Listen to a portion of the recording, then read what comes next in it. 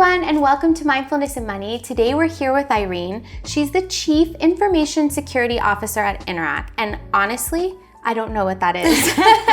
Irene, thank you so much for being here, first of all. What is a Chief Information Security Officer? To me, it sounds like some sort of superhero, superpower, like detective thing. Well, I won't take that away from me. So yes, thank you for that. It's a really good question, and it's something that I need to think about when I explain it to my parents. Okay. Right? And yes. so what do you do? What do you actually do? And so simply put, I am there to ensure that I'm protecting the organization from cyber attacks and unauthorized access. That is a simple way to look at it. And I don't do this alone. I do this with a team of over 40 people, individuals who are high performing and very resilient. And we're, sort of spread within the organization to ensure that we are focused on protecting the assets at Interac. I love that. Well, that's an important job and you know important things. So let's get into it a little bit and understand the fraud landscape in Canada right now. What are some of the evolving trends? What is going on? Yeah, I know. Well, great question. I'm going to start this with the pandemic. And so during the pandemic, there was this acceleration to digital transformation, moving from paper-based to the digital world. And it meant that you had more touch points with your banking system, your payment system. With everything online. And everything was behind a click. Yes. And so that became just another way for us to continue to communicate and stay in touch. But it also was an opportunity for fraud to happen. And that created huge vulnerable areas within the digital space. And so we did a poll at Interac, and 90% of Canadians experienced digital fraud attempts in the last 6 months. 90% of Canadians experienced. I don't feel so bad because one of those was me. Yeah. Yeah. Wow, that is really shocking. Yeah. But what's even more shocking is that has actually contributed within the financial sector to about $5 to $10 billion of fraud that's attributed to loss. My goodness. So you can see there's a huge amount of incentive in this. Yes, well, 100%. So companies have to invest at this point because this is not a situation that's going away. Yeah. And do we think that it's getting worse due to artificial intelligence as well? I mean, definitely the digital technologies and the advancements of artificial intelligence is making it a lot more difficult. Yeah, sophisticated ways in which some of this tooling that is being used or technology that's being used to basically deceive. Because the whole point of fraud is to deceive you into giving information about your financials or giving information about your personal information. 100%. And you've seen some of these crazy things such as the deep fakes or the voice cloning. It looks so real. That's right. Or even using it to basically produce really good, sophisticated fish campaigns. Yes. And I'll tell you, so about 2 Sundays ago, I was at home and doing normal mom things, chores and stuff, and my son wasn't home, and I got a call, and I usually never answer the call because if I don't recognize the number, I don't answer it, and it was none. But for some reason I did. For some reason, and maybe because he wasn't home, and I thought, okay, maybe he's calling me from somewhere. So I answered the call and I said, hey, hello. And then they're like very familiar. And I thought to myself, oh, wait a minute, who's calling me at 10 o'clock? Yeah. Okay, who is this? Oh, it's Amazon.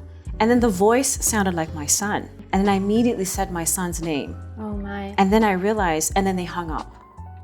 And so again, part of this, I wondered, oh my gosh, is this now a mechanism to get my voice? Yes. Because like I said, with the advance of artificial intelligence, voice cloning is a mechanism that these fraudsters are using to really succeed in their scams. 100%. Yeah. That is, well, thank you for sharing that first and foremost, because in the role that you are in, and again, as someone like myself, who's the founder of Conscious Economics, to know that we too are experiencing these things and we too can be susceptible is such an important thing. Like there is no shame when we actually start to all speak about it. That's right. Because the more that we talk about it and normalize what's happening, the more we can start to apply some of these really great, points around how to protect ourselves. Yeah, and maybe what I'll add as well is that, in some of the statistics that we've gathered, 69% of Canadians have received messaging, whether it's SMS or voice, from unknown number.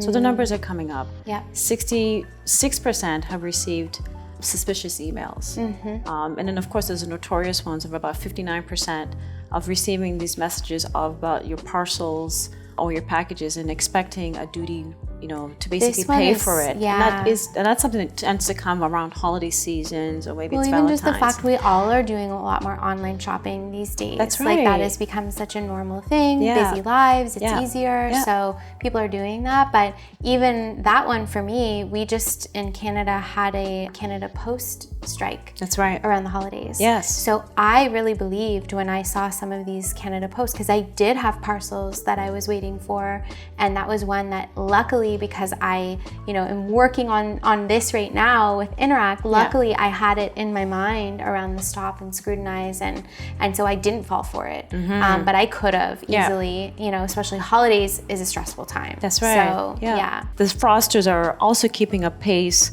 with what's happening in your own backyard. Like, so we had the strike that happened. Yes. So right away you saw an increase on either emails that would have come or messages that would come either from other carriers saying, hey, I've got this parcel because you were expecting it, right? Exactly. Yeah. So we've got to continue to just make consumers really aware about their susceptibility to all of this. 100%. So this is why we're here, to help people so that you can stay safe and you can feel confident that your money's safe and that you know exactly what to look out for. So we talked a little bit about some of the trends, like the emails, the unsolicited phone calls, text messaging, but with technology leveling up the way it is, what is the future looking like in terms of fraud, and how is it evolving even right now? Yeah, it's a really good question. And so the things that we're seeing right now is that, of course, with digitalness and your digital identity and your digital footprint means that now they're also using digital ways in order to get a lot more sophisticated around how to commit fraud. And we're seeing a really increase in the use of artificial intelligence, using a lot more sophisticated ways in deception techniques. And so some good examples are like deep fakes. You've probably seen the one video with Tom Cruise and you're wondering, is that really you?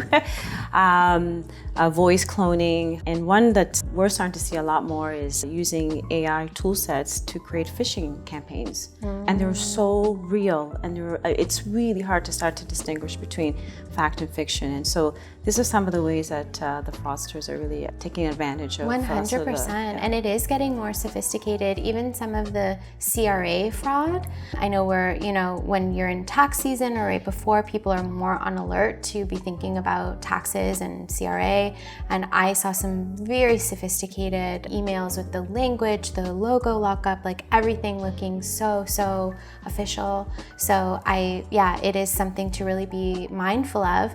One thing that was so interesting when we spoke off camera, you taught me the difference between information security versus fraud prevention. Yes. I didn't understand that those were even two separate things. Yes. Can you share a little bit with everyone watching at home? What are the differences between those two? Yeah, really good question. So I'm in cybersecurity, also known as information security, and the two are different, but they're also complementary. And so fraud really deals with the techniques that fraudsters use to deceive you for financial gain or personal gain. So financial gain is a scam to get money from you. Yeah. Personal gain is, I want to get your identity theft. Information security is really around using technology, people, and processes to put the right controls in place to be able to prevent unauthorized access and attacks on the network. But when you put the two together, information security is there to prevent fraud, amongst other things. But you see how they're so complementary because one can't live without the other. Without the other. That's that right. That makes sense. Yeah. So Interact, you take care of both of these sides. Correct. So my role is mostly focused on information security, and I do partner up with the fraud team to ensure that we also have sort of a holistic view of how we protect the entire organization and also the consumers. Yes. So I know that you're doing so much, on Interact's side in order to protect consumers and Canadians. So everyday Canadians also play a role, I imagine. It's not just Interact that we can, leave it and forget it and you guys are going to take care of everything, although you do so much. Yeah. What can everyday consumers do? Yeah, they definitely have a role to play because of just their first interaction with the scammers or the fraudsters or the hackers. And so for us, it's really ensuring that we are giving as much of information as we can. For example, we're running a campaign in March as part of a fraud prevention awareness to really get consumers to really understand that your emotional state is critically important to how you interact with some of these scams. And so vigilance is important, taking the time is important. At Interact, we're very clear, and we also promote this externally about stop, scrutinize, and speak up. Yeah.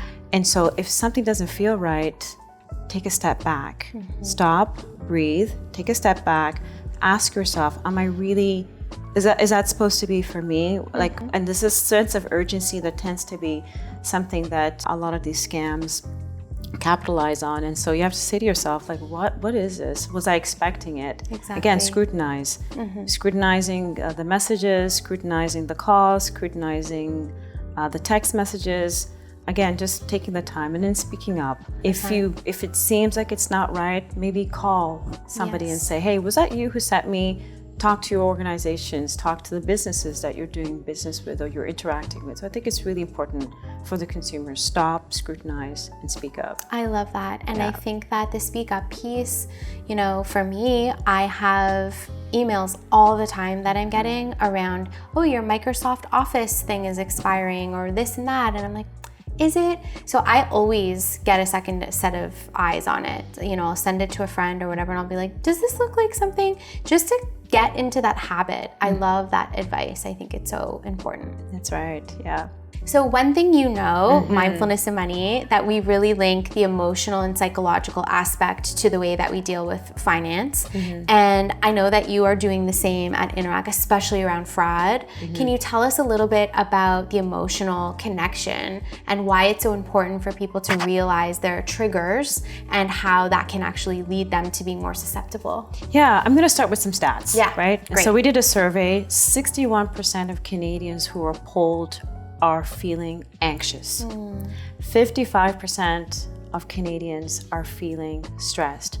I'm in both of those. I'm there. Yeah, and so when you're stressed and you have a lot of things going on, you're going to make mistakes and you're going to be susceptible to poor judgment. 100%. And so part of this campaign, part of the work that we're doing, part of why we're here is, again, to really just emphasize that you're not alone. Take the time, stop, scrutinize, speak up, and understand that your emotional well-being is definitely going to impact the way that you're going to fall victim to fraud. And so we've got to work on how do we get balanced with that. 100%, especially in this world that we are in right now.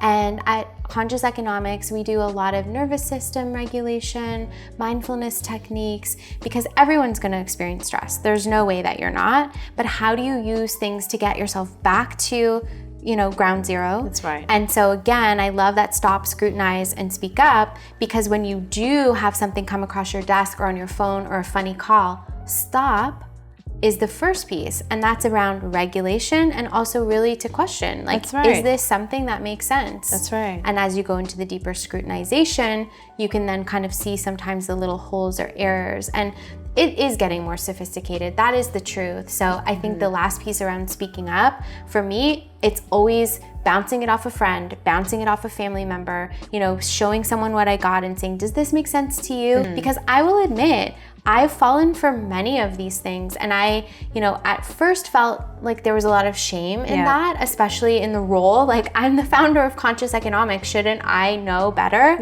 And I've had so many instances where things have happened and I really second guessed myself.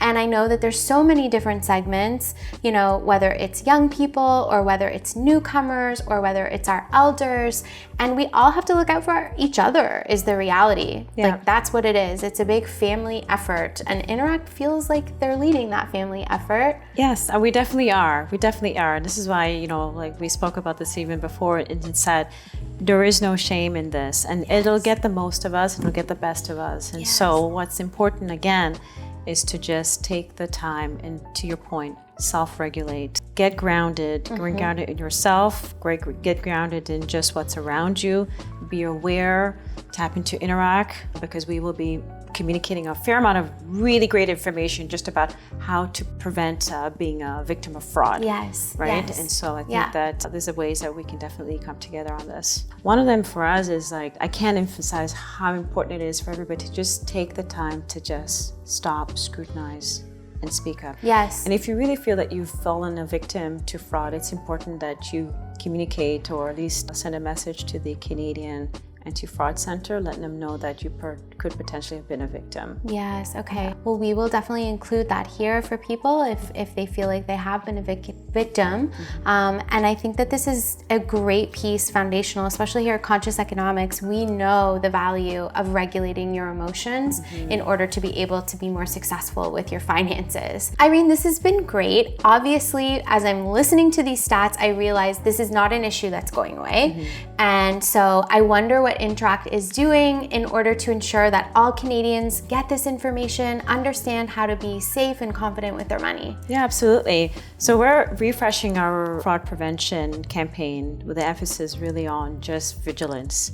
And is this campaign during Fraud Prevention Month? It will be during Fraud Prevention Month, and we're also going to be working with Mindfulness and Money through the Conscious Economics. And again, it's really emphasizing to the consumer the importance of just being vigilant and just the importance of the information that's out there around fraud and how they can really continue to be in control of their financial lives. The other aspect of this is that we're also engaging with Access Employment. They do a lot of work with newcomers in trying to build their financial confidence, and so we want to ensure that we are providing material of information to them to also understand what it means to not fall victim to fraud and scams. Yes, so important. I'm so glad you're doing that. Here at Conscious Economics, we really work with that population of newcomers to Canada because it's another emotional layer when you're navigating a new financial system.